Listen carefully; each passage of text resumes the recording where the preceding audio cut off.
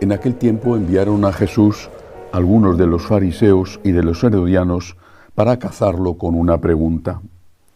Se acercaron y le dijeron: Maestro, sabemos que eres veraz y no te preocupa lo que digan, porque no te fijas en apariencias, sino que enseñas el camino de Dios conforme a la verdad.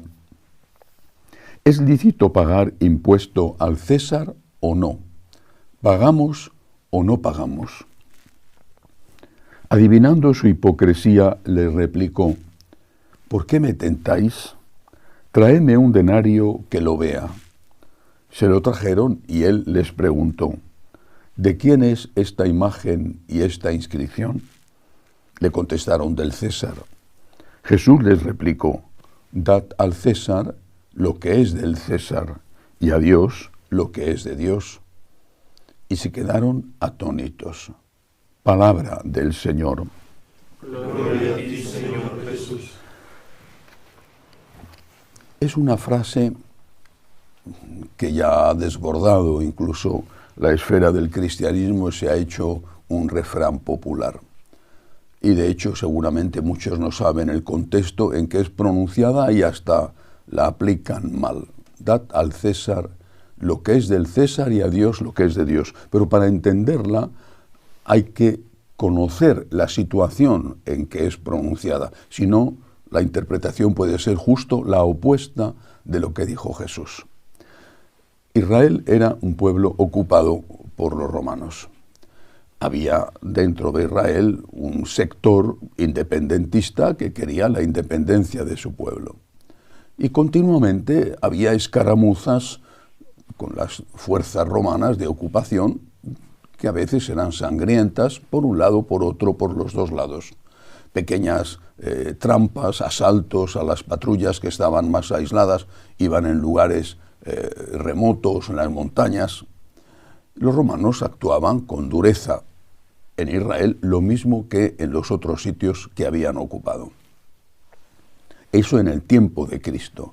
De hecho, uno de sus apóstoles, Simón el Zelota, procedía muy probablemente de uno de estos grupos que atacaban a los romanos. Otro, en cambio, San Mateo, era colaboracionista con los romanos. Así que en Roma, en Israel, había al menos dos grandes grupos, y después la gente corriente que se limitaba a sobrevivir, que no era poco.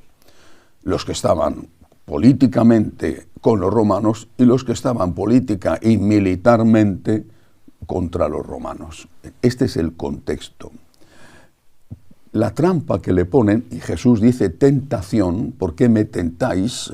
Es una tentación distinta de las tres que le puso el demonio en el desierto. La trampa que le ponen es elegir entre ser colaboracionista, estar a favor de los romanos, o ser, aunque sin mancharse las manos de sangre, terrorista, es decir, ser independentista, estar en contra de los romanos. Y Jesús simplemente, con esta frase, usando la moneda que se pagaba para el tributo a los romanos, el denario, con esta frase, dad a Dios lo que es de Dios y al César lo que es del César, se quita el problema del medio. Esto es del César, dar al César lo que es del César. Pero, ¿qué es lo que el Señor en el fondo está diciendo? Está diciendo: yo he venido para otra cosa. Él sabe perfectamente que incluso ya en su tiempo, por ejemplo, con el centurión al cual le cura a su criado enfermo, y otros que incluso ya allí en Israel, siendo romanos o siendo griegos, se interesaban por su mensaje, él sabe que muy poco después San Pablo va a tener que ir a lugares de Roma. Él no puede hacer de la causa del Evangelio una causa nacionalista, no puede poner el Evangelio al servicio de un ideal político, además, en este caso, que iba unido al derramamiento de sangre. ¿Cómo iba a predicar el Evangelio San Pablo, San Pedro, en Roma, si su fundador había ido contra los romanos? el mensaje del Evangelio tiene que ir más allá de la política. Esta es la primera lección, más allá de la política. Nosotros no podemos hacer una militancia política en uno o en otro partido. El mensaje del Evangelio es un mensaje universal, para todos. Y la política no puede ser ni de un sector ni del otro. La política no puede ser lo que nos guíe. A nosotros nos guía Jesucristo y la bandera que seguimos es la bandera de Jesucristo. Primer punto, no el único, primer punto. Bueno, en Estados Unidos se pone de moda en los años 60, 80, sobre todo promovido desde los círculos incluso episcopales más liberales, lo que se llama la teoría de la túnica inconsútil. La túnica inconsútil es la que había tejido la Santísima Virgen y que llevaba nuestro Señor puesta cuando le apresan y que los soldados no quieren romper partiéndola, dividiéndola en pedazos y se la echan a suertes. Bueno, con esta teoría, la túnica inconsútil, se intenta decir que los católicos, a la hora de votar, hablo de Estados Unidos, no tienen que dar tanta importancia a elementos morales como, por ejemplo, el aborto. Y dicen, hay que ver el conjunto. Entonces, si en el conjunto, por ejemplo, entran elementos como el apoyo o rechazo a los emigrantes, o el apoyo o rechazo a la clase más desfavorecida de la sociedad, a los obreros, entonces, como no vamos a romper la túnica de Jesús en pedacitos, porque nuestro voto no lo podemos hacer pedacitos, pues votemos el conjunto. Con esa teoría de la túnica inconsútil empezó en Estados Unidos, vuelvo a repetir, a promoverse la idea de que se podía votar a partidos que eran totalmente favorablemente, de forma absoluta en aquella época al aborto y hoy en día a muchísimo más, aborto, eutanasia, ideología de género, etcétera. Bueno, ¿por qué? Porque teóricamente hablo, hay, bueno, pues esos partidos, o ese partido, concretamente en Estados Unidos, el Partido Demócrata, era más favorable a los emigrantes, ese partido, el Partido Demócrata, era más favorable a los obreros, vale. Con esa teoría, muchísimos católicos han votado al partido, en este caso, repito, hablo de Estados Unidos, que el Partido Demócrata, que tenían unas leyes terribles contra la vida. Bueno, esta era una situación en la cual la Iglesia no ponía el Evangelio en el primer lugar, sino que de una forma sutil, de una forma que era difícil de rebatir teóricamente, ponía el Evangelio al servicio de una causa política. Esto vale hasta que llega Benedicto XVI, ya con Juan Pablo II, pero sobre todo Benedicto XVI. Establece los llamados 3 principios innegociables.